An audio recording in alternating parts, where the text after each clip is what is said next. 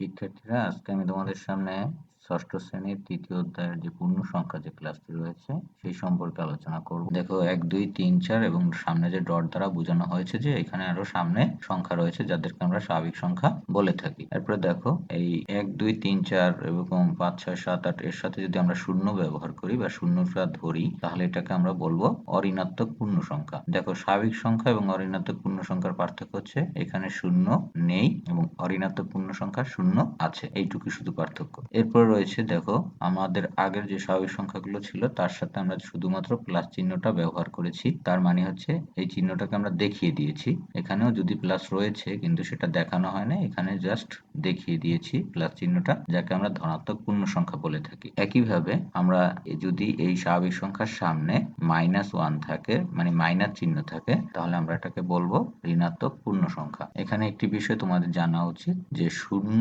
এটিও একটি পূর্ণ সংখ্যা, আর যেগুলো পূর্ণ সংখ্যা নয় যেমন ভগ্নাংশ, যেমন এই যে 2 এর 1 ভাগ, 4 এর 3 ভাগ, একইভাবে দশমিক ভগ্নাংশ 2.5 3.114, তো এই বিষয়গুলো মনে রাখলে তোমাদের সামনের ক্লাসটা করতে সুবিধা হবে বা বুঝতে সুবিধা হবে যে এদেরকে আমরা পূর্ণ সংখ্যা বলি না বা বলবো না কখনোই। এরপরে রয়েছে ধনাত্মক সংখ্যা। একটু আগে আমি দেখিয়েছিলাম যে সংখ্যাগুলো যদি তোমাদেরকে সংজ্ঞা আকারে লিখতে বলা হয় যে ধনাত্মক সংখ্যা কাকে বলে, সেক্ষেত্রে তোমরা কি করবে, লিখবে যে সংখ্যাগুলো শূন্যর চেয়ে বড় সেগুলোকে ধনাত্মক সংখ্যা বলে, যেমন 1 2 3 4 ইত্যাদি, বা যে ভগ্নাংশ হতে পারে সেটা ধনাত্মক সংখ্যা। এবার রয়েছে ঋণাত্মক সংখ্যা, যে সংখ্যাগুলোর আগে মাইনাস চিহ্ন থাকে এবং যেগুলো শূন্যর চেয়ে ছোট সেগুলোকে ঋণাত্মক সংখ্যা বলে, যেমন উদাহরণ -1 -2 -5 -10 ইত্যাদি। এরপরে রয়েছে আমাদের পূর্ণ সংখ্যা কাকে বলে। আমরা তো এতক্ষণ পূর্ণ সংখ্যা নিয়েই আলোচনা করলাম, কিন্তু পূর্ণ সংখ্যা কাকে বলে? সংজ্ঞা আকারে যেসব সংখ্যার কোনো ভগ্নাংশ বা দশমিক অংশ নেই এবং যেগুলোর মধ্যে ধনাত্মক সংখ্যা, ঋণাত্মক সংখ্যা ও শূন্য অন্তর্ভুক্ত থাকে সেগুলোকে পূর্ণ সংখ্যা বলে। এক কথায় হচ্ছে ধনাত্মক, ঋণাত্মক এবং শূন্য সহ যে সংখ্যা সেটাই হচ্ছে পূর্ণ সংখ্যা। পূর্ণ সংখ্যা সমান আমরা বলি এইভাবে সূত্রের মতো লিখতে পারি যে পূর্ণ সংখ্যা ইকুয়াল টু ঋণাত্মক সংখ্যা প্লাস শূন্য প্লাস ধনাত্মক সংখ্যা যেগুলোর কোনো ভগ্নাংশ বা দশমিক অংশ নেই। গুরুত্বপূর্ণ কিছু তথ্য মাথায় রাখবে। ধনাত্মক সংখ্যা শূন্যর ডান পাশে থাকে এবং ঋণাত্মক সংখ্যা শূন্যের অবশ্যই বাম পাশে থাকবে, এবং শূন্য এটি ধনাত্মকও নয় ঋণাত্মকও নয়। সংখ্যা রেখা। সংখ্যা রেখা বলতে আমরা আসলে কি বুঝি?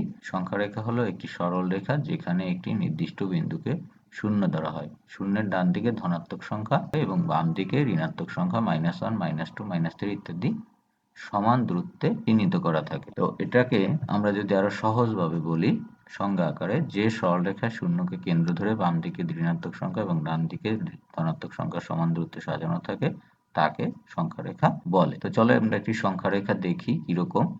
দেখতে পাচ্ছ এখানে একটি সরল রেখার মধ্যে আমরা দাগ আঙ্কিত করেছি 1 2 3 শূন্যর ডান পাশে এবং শূন্যের বাম পাশে -1 -2 -3 ইত্যাদি দিয়ে চিহ্নিত করা হয়েছে। শূন্যটাকে এখানে মূলবিন্দু হিসেবে ধরা হয়েছে। তো এই রেখাটাকে আমরা সংখ্যা রেখা বলে থাকি। দেখো এখানে মূল বিন্দুতে আমরা একটি চিহ্নিত করে একটি গাড়ি বা যাই বলো যানবাহন, সেটা আমরা এসেছে মূল বিন্দুতে, তাহলে এখানে শূন্য হলো মূল বিন্দু, তাহলে এটা একটা সংখ্যা রেখা। পরবর্তী ক্লাসে যা থাকবে নিচের সংখ্যাগুলোকে সংখ্যা রেখায় স্থাপন করো। তো ক্লাসটি যাদের ভালো লেগেছে অবশ্যই চ্যানেলটি সাবস্ক্রাইব করে বেল আইকনটি বাজিয়ে রাখবে।